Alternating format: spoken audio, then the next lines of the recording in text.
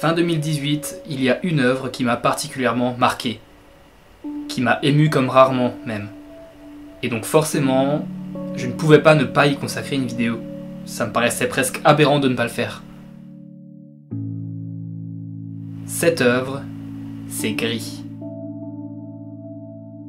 Gris est un jeu vidéo développé par les Barcelonais de Nomada Studio et édité par Devolver Digital, sorti sur Nintendo Switch et sur PC le 13 décembre 2018. Donc, de quoi ça parle? Eh bah ça, c'est à vous de le deviner. Le jeu est complètement exempt de dialogue et se base sur l'interprétation. Cela dit, il y a bien un sens caché. Le jeu est en fait une allégorie du deuil, et le personnage que l'on incarne va traverser, au fil de son périple, les 5 phases du deuil. Sauf que j'estime que j'en ai déjà trop dit, donc si le spoil vous dérange, je ne peux que vous conseiller d'arrêter la vidéo ici et maintenant, et de revenir une fois que vous aurez joué à Gris. Et si vous hésitez parce que, mine de rien, vous avez déjà une masse de jeux à finir et vous n'êtes pas forcément chaud pour vous lancer dans une nouvelle aventure qui dure des heures, rassurez-vous, il vous faudra pas plus de 3-4 heures, grand maximum, pour finir Gris.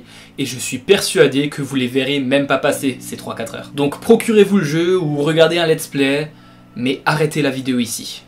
S'il vous plaît. Bon, je vais considérer qu'à partir de maintenant, on est entre personnes qui ont joué au jeu ou qui ne sont pas dérangées par le spoil. Et voilà donc comment on va procéder. On va analyser de manière chronologique la progression du joueur et la façon dont le jeu nous fait parvenir son message par le biais de la narration, du gameplay et du game design. Commençons par le commencement. Gris, le personnage que l'on incarne, se tient dans la paume d'une main géante et chante. Mais elle perd soudainement sa voix et cette main s'écroule littéralement, laissant Gris tomber dans le vide. Si on garde en tête notre allégorie du deuil, cet événement correspond bien évidemment au décès de la personne qui nous est chère. Et visiblement, cette personne était quelqu'un de très proche pour Gris. C'est pas pour rien si cette personne est représentée par une grande main. Concrètement, cette main, c'est la seule chose qui empêche Gris de tomber dans le vide. C'est un support pour elle, une source de soutien. Ça peut être sa mère, sa grand-mère, sa sœur, sa meilleure amie, sa petite amie, ça, le jeu ne nous le dira pas. On sait juste que c'est une femme et que des statues d'elle parsèment le jeu, comme les souvenirs que Gris garde d'elle. Elle finit par atterrir dans un monde en ruine et dénué de couleurs. Pour l'instant, la seule chose qu'elle peut faire, c'est marcher, et difficilement. D'ailleurs, elle s'écroule dès que le joueur touche à autre chose que les touches de direction. En termes de symbolique, ça correspond à la première phase du deuil.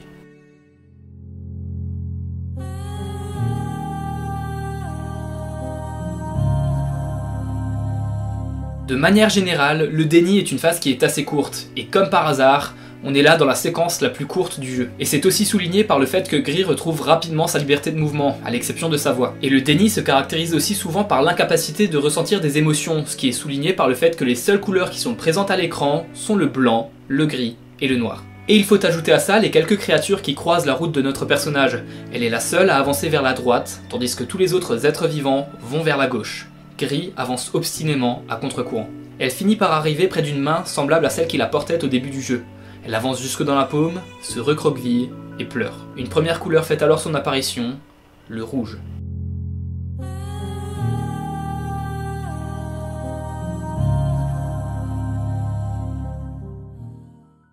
La colère se manifeste par un sentiment d'injustice, mais aussi par une certaine violence, à la fois envers les autres et envers soi-même. Et ça, c'est souligné non seulement par la couleur rouge, qui est traditionnellement associée à la colère, mais aussi par le décor dans lequel on se retrouve, un désert. Un désert, c'est rude, c'est austère, et celui-ci l'est tout particulièrement, puisqu'un vent très fort y souffle par intermittence et représente, à certains moments, un obstacle à la progression de Gris. Et pour moi, ce vent représente justement le sentiment d'injustice auquel on fait face et contre lequel on lutte difficilement. Et en parallèle de tout ça, notre personnage ne tarde pas à obtenir un premier pouvoir. Elle a désormais la capacité de se transformer en espèce de rocher cubique, ce qui va lui permettre de ne pas être emporté par le vent et de briser certains obstacles. Et là aussi, rien n'est laissé au hasard.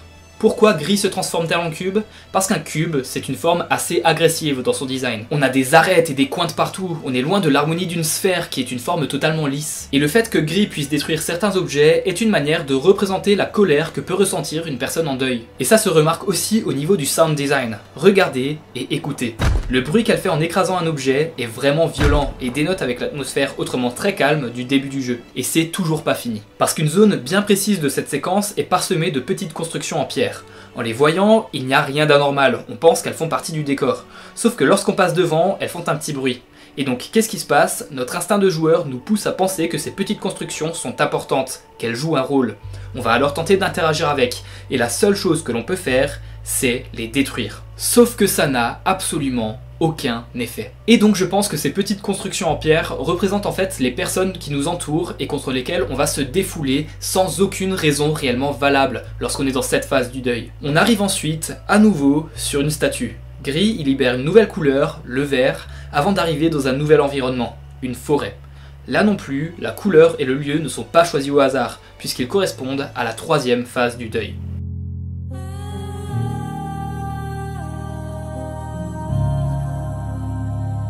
Pendant cette phase, la personne essaye de négocier le retour de l'être perdu. Elle se dit que telle ou telle action la ramènera peut-être, ce qui, évidemment, est un comportement tout sauf sain. Voyons comment ça se traduit dans le jeu. Le vert est communément associé à l'espoir, et la forêt, paisible et accueillante, donne une impression de calme et de sérénité, voire même de bien-être, tout en dégageant une certaine atmosphère mélancolique. Cette ambiance nous ferait presque croire que Gris commence à aller mieux. Elle va même rencontrer un petit être de la forêt qui va la suivre et l'aider à avancer. Seulement voilà, cette sensation de bien-être ne sera que temporaire, et le concept de négociation ne va pas tarder à se manifester. Déjà rien qu'avec le nouveau copain de Gris. S'il nous suit, c'est uniquement parce qu'on lui a donné à manger. En un sens, on a acheté son amitié, comme pour essayer de combler le vide laissé par la personne qui est décédée. Et c'est encore plus flagrant par la suite. Un gigantesque oiseau, formé d'une espèce de liquide noir, fait son apparition. Il semble hostile, comme en témoignent ses cris puissants, mais c'est pourtant lui qui va permettre à Gris d'avancer. Sur le plan symbolique, l'oiseau, ou plutôt la matière noire qui le constitue, représente les ténèbres dans lesquelles s'enfonce le personnage. Ainsi, Gris marchande avec son propre mal-être pour mieux avancer. Elle puise dans les ténèbres pour atteindre la prochaine étape de son deuil.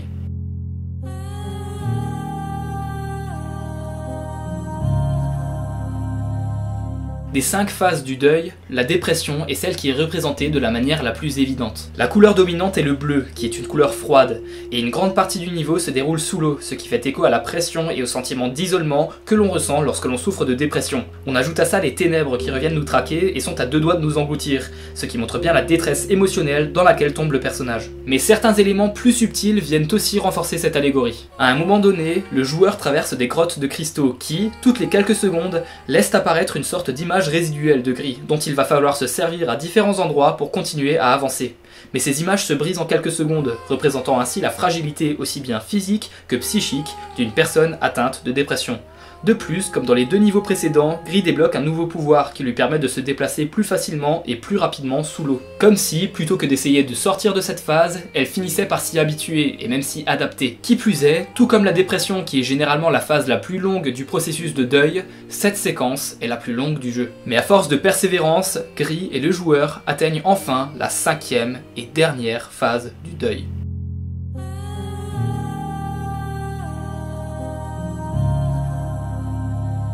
Cette dernière phase est représentée par la couleur jaune, qui est beaucoup plus chaude et chaleureuse que les 3 couleurs précédentes.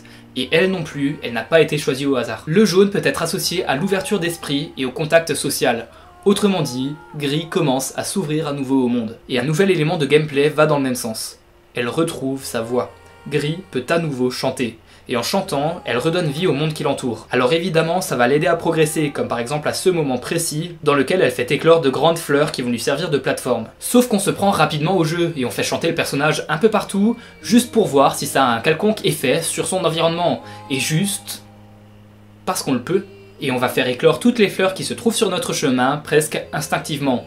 D'ailleurs, quand on y réfléchit un peu, c'est assez génial, parce que ce n'est dit à aucun moment, certes, mais ça a une utilité. En faisant ça, le joueur balise son chemin inconsciemment, ce qui est super pratique dans ce niveau qui est assez labyrinthique. Si on se perd et qu'on voit que des fleurs ont déjà éclos, c'est qu'on est déjà passé par là. Et à l'inverse, si on voit des bourgeons fermés, c'est qu'on est sur la bonne voie. Sauf que les ténèbres reviennent et tentent à nouveau d'engloutir Gris, mais il est trop tard. Elle est dans la dernière phase de son deuil et est déjà en train de passer à autre chose. Et dans une superbe cinématique qui, personnellement, me fait fondre en larmes à chaque fois que je la vois, Gris retrouve une dernière fois la statue de la personne qu'elle a perdue au début du jeu. Le joueur reprend alors le contrôle du personnage et l'emmène vers le ciel pour quitter ce monde et laisser tout ça derrière elle. Fin. Ce jeu est formidable. C'est juste dingue de réussir à transmettre autant de choses sans le moindre dialogue ou texte explicatif. Et certes, le jeu ne parlera pas à tout le monde de la même façon. Vous aurez peut-être interprété certains éléments différemment. mais dans tous les cas, je suis persuadé qu'il vous aura au moins parlé d'une manière ou d'une autre. Parce qu'après tout, le sujet qu'il traite est universel. Qu'on le veuille ou non, on vivra tous, à un moment ou à un autre, une période de deuil. Et Gris nous montre qu'il est possible de s'en sortir, qu'il est possible de passer à autre chose, même si c'est difficile. Et le fait que ce message soit formulé non pas de manière explicite, mais à travers des éléments ludiques, le rend d'autant plus compréhensible par tous, et ce qu'on soit un joueur novice ou un vrai gamer. Quelque temps après avoir fini le jeu pour la première fois, j'y ai fait jouer quelqu'un qui n'a pas l'habitude de jouer aux jeux vidéo, mais qui avait été attiré par la direction artistique du titre.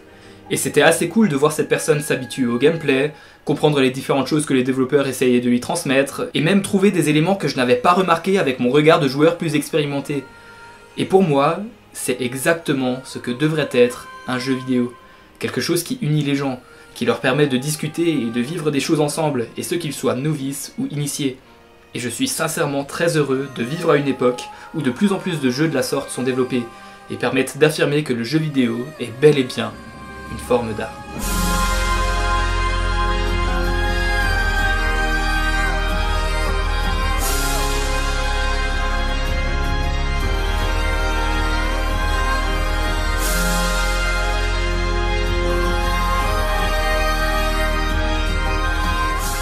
J'espère que cette vidéo un peu différente de d'habitude vous aura plu.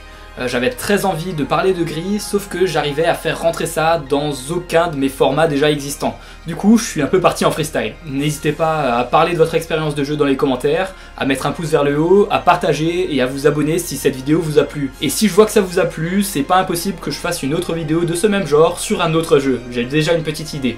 Mais d'ici là, surtout, portez-vous bien. Allez, ciao tout le monde.